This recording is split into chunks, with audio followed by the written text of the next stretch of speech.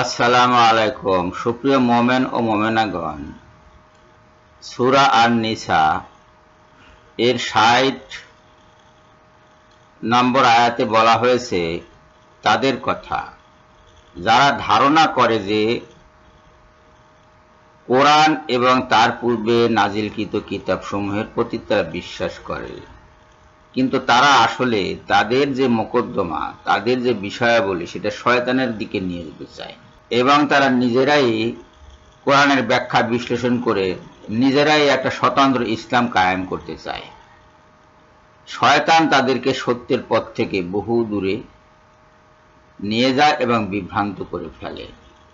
৬১ নম্বর আয়াতে যেটা বলা হয়েছে সেটা হলো, যখন আল্লাহ পাক তাদেরকে বলেন যে আল্লাহ যা অবতীর্ণ করেছেন অর্থাৎ কোরআন, এই কোরআনের দিকে আসো এবং রাসূলের দিকে আসো, তখন মুনাফিকরা রাসূলের দিক থেকে মুখ ফিরিয়ে নেয়। দুইটা দাওয়াত এখানে, একটা হলো আল্লাহর দিকে, আল্লাহর কোরআনের দিকে দাওয়াত, আর একটা হলো আল্লাহর রাসূলের দিকে দাওয়াত। এই দুই দাওয়াতের মধ্য থেকে লক্ষণীয় বিষয় যে কোরআনের দিক থেকে তারা মুখ ফিরিয়ে নিচ্ছে, এ কথা ৬১ নম্বর আয়াতে বলেনি। ৬১ নম্বর আয়াতে যেটা বলেছে সেটা হলো তারা রাসূলের দিক থেকে মুখ ফিরিয়ে নিচ্ছে।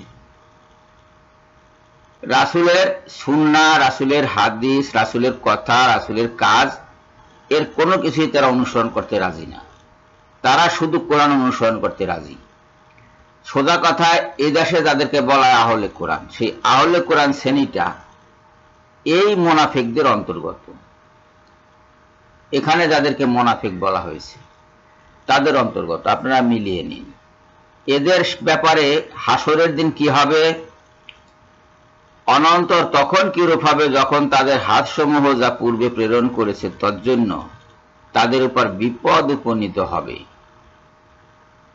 হাতসমূহ প্রেরণ করেছে, শত শত হাজার হাজার ভিডিও করেছে তারা রাসূলের হাদিসের বিরুদ্ধে, রাসূলের সুন্নাহর বিরুদ্ধে, রাসূলের কথার বিরুদ্ধে, রাসূলের নির্দেশের বিরুদ্ধে। রাসূল সাল্লাল্লাহু আলাইহি ওয়াসাল্লাম নির্দেশ দিয়েছেন যে তোমরা আলেমদেরকে মেনে চলো, তারা আলেমদেরকে মানবে না। রাসূল সাল্লাল্লাহু আলাইহি ওয়াসাল্লাম নির্দেশ দিয়েছেন যে তোমরা ইমামদেরকে মেনে চলো, তারা ইমামদেরকে মানবে না।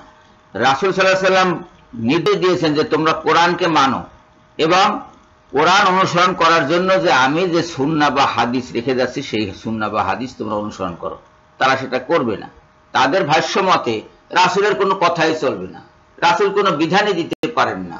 রাসূল একজন মানুষ, হ্যাঁ সেটা আমরা স্বীকার করি, কোরআনেও বলা হয়েছে রাসূল মানুষ, কিন্তু তাকে অনুসরণ করতে বলা হয়েছে। এবং রাসূলের কোনো বিধান মানা যাবে না, রাসূলের কোনো কথা মানা যাবে না, মানলেই শিরক হয়ে যাবে। তারা শুধু এক আল্লাহকে মানবে আর শুধু কোরআনকে মানবে, খারিজি সম্প্রদায়ের মতো। খারিজি সম্প্রদায় যেমন বলেছে লা হুকুমু ইল্লাল্লাহ, আল্লাহ ছাড়া আর কারো কোনো হুকুম নেই, ঠিক এই কথা তারাও বলছে যে আল্লাহ ছাড়া আর কারো কোনো হুকুম নেই এবং কোরআন স্বয়ং সম্পূর্ণ, কোরআনের কোনো ব্যাখ্যার দরকার নেই। রাসূলের উপরে কোরআন নাজিল হয়েছে, রাসূল যা ব্যাখ্যা দিবেন কোরআনের সেটাই তো মানতে হবে, সেটা তারা মানবে না। তারা ওই দিক দেখতেই যাবে না, তারা নিজেদের মতো ব্যাখ্যা করবে, নিজেরা যা বোঝে তাই তারা বলে বেড়াবে এবং তাই তারা করবে।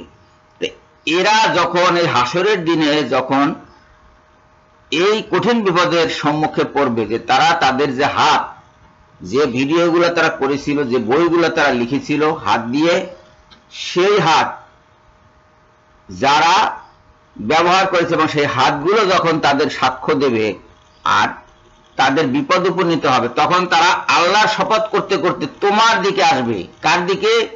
তোমার দিকে, মানে রাসূলের দিকে আসবে, যে কল্যাণ এবং সম্প্রীতি ব্যতীত আমরা আর কিছুই কামনা করিনি। কামনা করি না বলছে না, কামনা করিনি। রাসূলকে বোঝানোর চেষ্টা করবে যে আমরা দুনিয়ার বুকে কল্যাণ ছাড়া আর কিছু চাই নাই। আমরা কোরআনের কথা বলেছি, কোরআন অনুসরণের কথা বলেছি, আপনার হাদিস অমান্য করার কথা বলেছি, সেটা মানুষের কল্যাণের জন্য এবং মানুষের সম্প্রীতির জন্য সেটা করেছি। এই যে ইহসানান বা তাওফিকান, ইহসানান আর তাওফিকান, কল্যাণ আর সম্প্রীতির জন্য তারা এটা চেয়েছে, কিন্তু আসলে কি তাই? তারা ফিতনা সৃষ্টি করেছে। তারা যেটাকে কল্যাণ বলে ধারণা করেছে সেটা অকল্যাণ, তারা যেটা সম্প্রীতি বলে ধারণা করছে সেটা বিচ্ছিন্নতাবাদ। বিচ্ছিন্নবাদিতা অন্য আর কিচ্ছু নয়। তারা ইসলামের ভিতরে ফিতনা সৃষ্টি করেছে। 1400 বছর ধরে যে প্রশ্ন আসেনি হাদিসের ব্যাপারে, কোরআনের ব্যাপারে, সেই প্রশ্ন আজকে তারা তুলছে।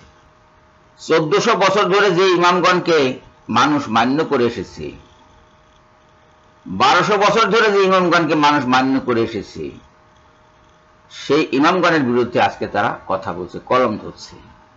তাদের হাত তাদের বিরুদ্ধে আল্লাহর কাছে বিশেষ কিছু প্রেরণ করছে এবং সেটার জন্য তাদের বিপদ উপনীত হবে। রাসূলকে মান্য করছে না তারা, এই কারণে তারা মুনাফিক এবং এই কারণে তাদের বিপদ উপনীত হবে।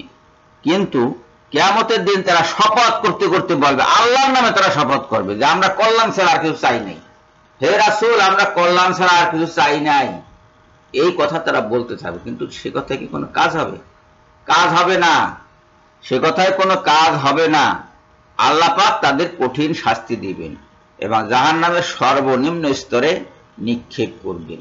কেননা মুনাফিকদের জন্য আল্লাহ পাক সর্বনিম্ন স্থান, সর্বনিম্ন স্তর, জাহান্নামের সর্বনিম্ন স্তর স্থির করে রেখেছেন।